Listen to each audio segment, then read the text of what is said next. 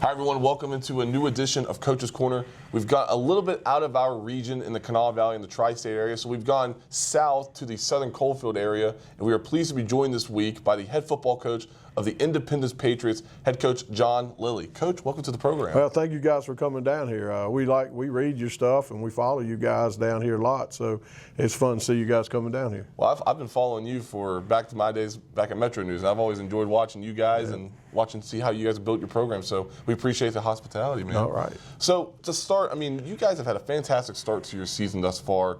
You guys have remained one of the top teams in Class AA. Just kind of start there. I mean, what has stood out about this year's team compared to the last two teams that you've had? Well, I think the big thing with this team was we wanted to come in where we left off, and we didn't want to have to go through any growing pains, and because we had so many starters back. You know, we had 9 starters back on defense, 8 back on offense, got a quarterback back, which I think is always you're a step ahead when you got your quarterback back, and they've done that, and they've done every hurdle to get where they're supposed to be at right now. And you know, we played a couple of very good teams, and they've been able to maintain that standard that we're looking for and what you expect out of a veteran team. You know, so you know when you got a young team, you know you're going to have growing pains. But you know when you got a veteran team who's been to, you know, they've been in a state championship, they've been in 2 semis. You know, we want to play that standard, and so far, you know, they have. Along the line of that veteran group that you have, does that make things a lot easier for you then whenever you do have such a senior-laden team that you don't have to overcoach or overteach as much compared to whenever you do have a younger team? Yeah, I think so. You know, they know the system, you know, and they know what's expected, and you know, they've been in the games. You know, like they don't get big-eyed. You know, like first year we went to the state championship. You know, Fairmont Senior had been there for like 2 or 3 times. You know, and their kids was like, it's just another game.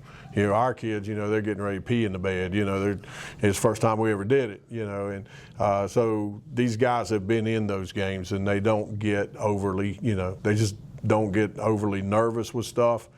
And I think it makes you such a better team when your kids know what to expect.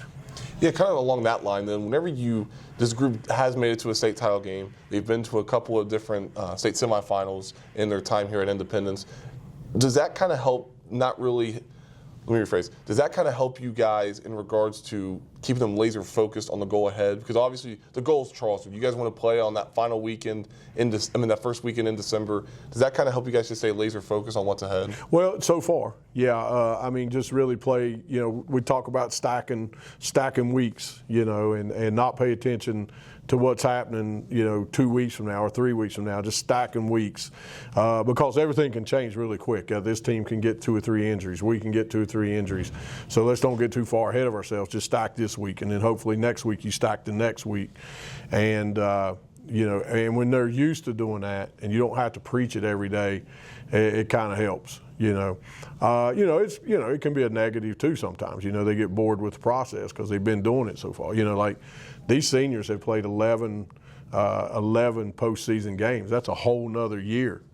You know, so, you know, I felt like last year we got a little bit going into that last game of the year where we had that week off, if you remember. Well, we had an open date before that, so we had 2 weeks off. And I felt like burnout was starting to get there, you know. But I just think anytime you got a veteran team, you're a little ahead of the curve. I know we don't want to look too far ahead. I know you still want to get through your regular season, but just take it from the standpoint of you guys have high playoff aspirations. You obviously have high aspirations to make the state championship games. But what's it going to take for this team to continue this momentum that you guys have had through the first 6-7 weeks of the regular season, leading into the playoffs, and even further on, making a deep playoff run? Well, obviously, you know, you want to shoot for home field advantage. We feel like, and because we've been in those situations, you know, like in 23, we had to play 2 road games just to get to the semis, and you know, Fairmont got us. But the year before, we had home field advantage all the way through. And I think we found that was a better option to get that home field. So I think there is something to play for. Our schedule the next couple of weeks is going to be, you know, we'll probably decide that because we definitely don't have an easy schedule. But, you know, I think you got to have a little bit of luck. And most of the coaches that I've talked to, you know, that's been in state championships and won at state championships, they will always say you got to have a little bit of luck, and that usually with the injury bug. But you know, I would say the focus for us is somehow, some way, get to home field. What do you want to see from your team down the stretch in the regular season? I want to see us be better. I want to see us, you know, have intentional practices. We've been talking about having intentional practices, like, you know, let's find something that we're not good at or are struggling at and try to get better at it. I think when you take that approach and you got guys, you know, like 9 3-year starters, you know, I think you got to find things to challenge them to do that, you know, and the next 2 weeks we put challenge games there. You know, Barnesville's only had, I think, lost 2 regular season games in 4 years. You know, that's a challenge. You know, that's a challenge ahead for them to rise at. Next week we play, you know, a team that's got, you know, twice our size. Princeton's a AAA school, and they got twice as many students as we have. But it's a challenge game, and we know they got great skill people. You know, so, you know, just challenge them, continually challenge them.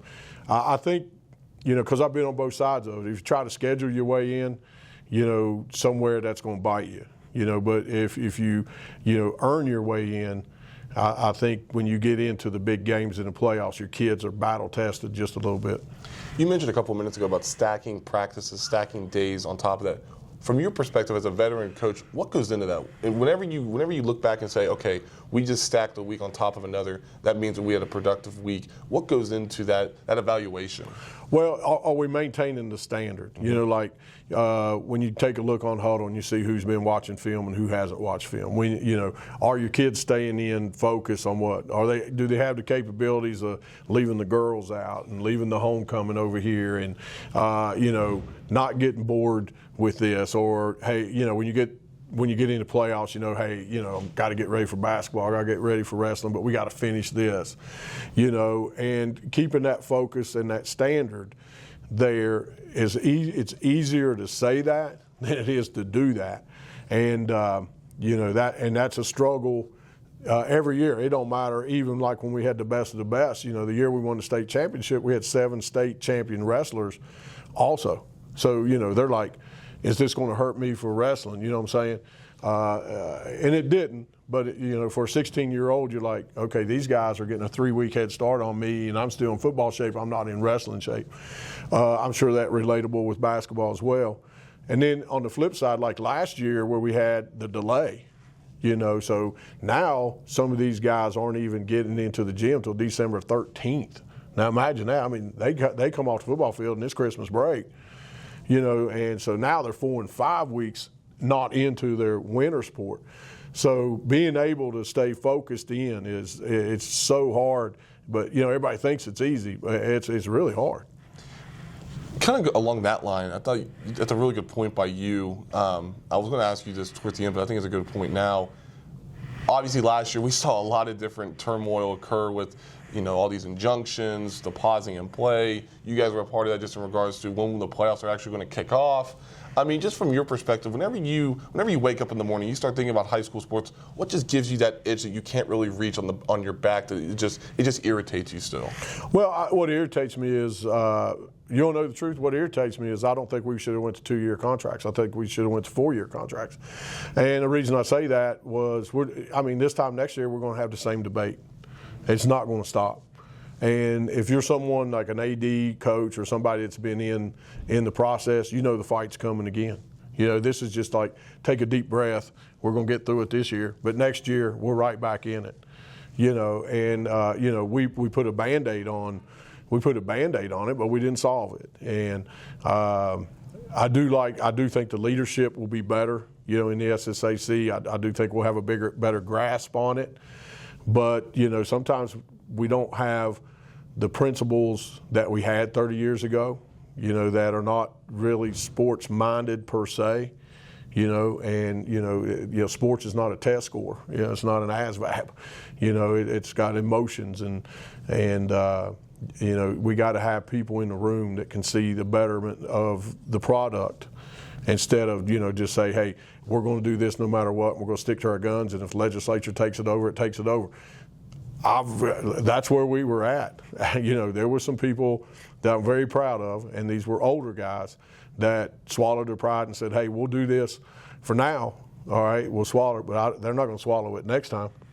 So that itch is there. I don't think anybody's ready for this fight, nor do they want it, but it's going to come. And I don't think even you guys in the media, nobody wants to go through that again.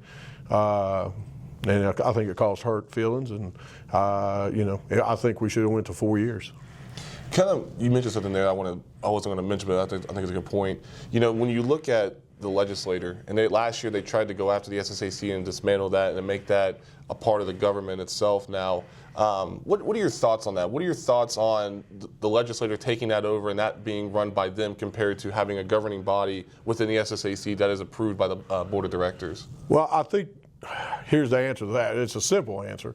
As a teacher and an AD and 35 plus years, anything the legislature touched, they destroy.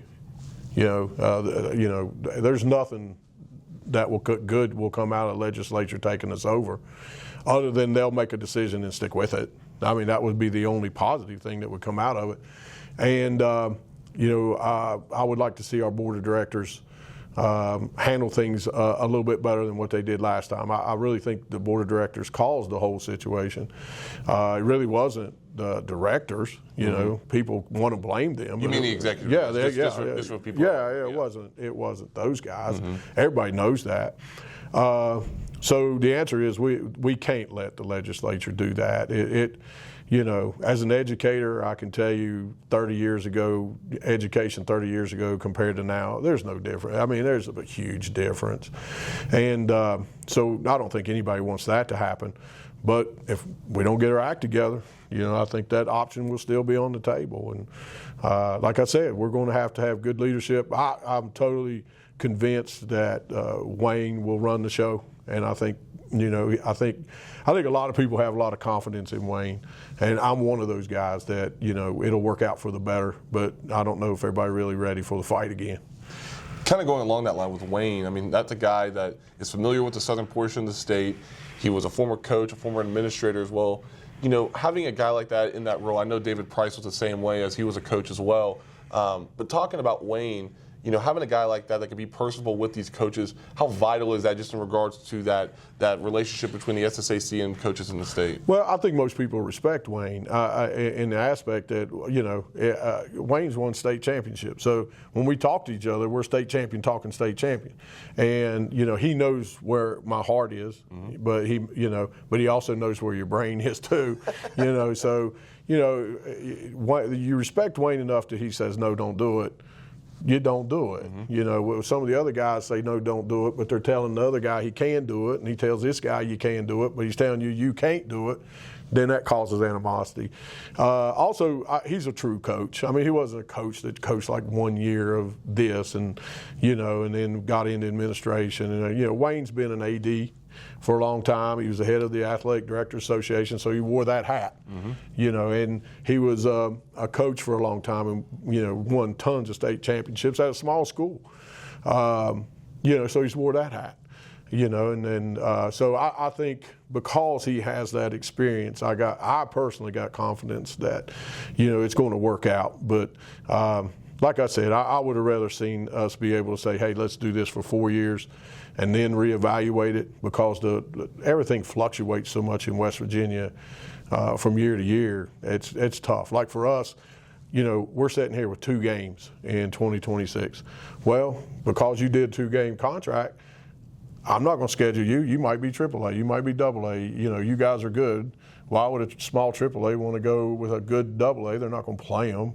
All those things come in your head when you're trying to do this stuff. And, with the sections and the regions, it's just so complicated. But like I said, I do think all ADs and most principals really respect Wayne, and I think he'll guide that a little better. How are you different as a coach now compared to when you first started coaching? Oh, well, when I first started coaching, I was right out of the Marine Corps. So, if you survived boot camp, you were a pretty good man. No, but I think times change. I think if you don't change with them, you're going to die. It's change or die.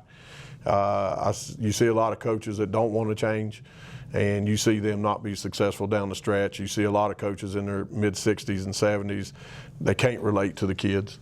So I think the change for me is I'm kind of enjoying the process more now. I'll goof off with the kids. I just enjoy being where I'm at, and I enjoy being around the kids. I'm still hard on them, but we'll sit down and eat a sandwich together too. It's not like the old days where, you run through that wall because I told you to run through that wall. Now, we'll sit down and try to outsmart them.